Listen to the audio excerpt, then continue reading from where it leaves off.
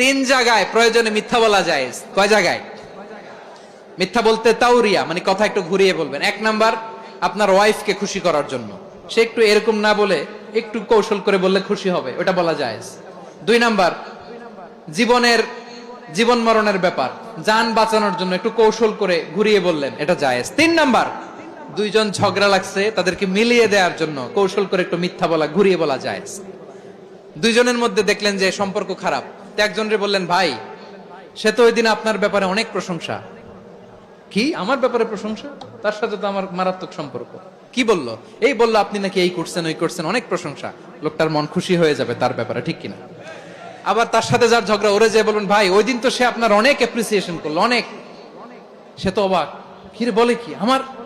এই যে দুইজনের ব্যাপারে দুইজনের একটু ভালো ভালো কথা বলে দিচ্ছেন, একদিন দেখবেন রাস্তা দিয়ে হাঁটার সময় একে অপরকে সালাম দিয়ে ফেলছে।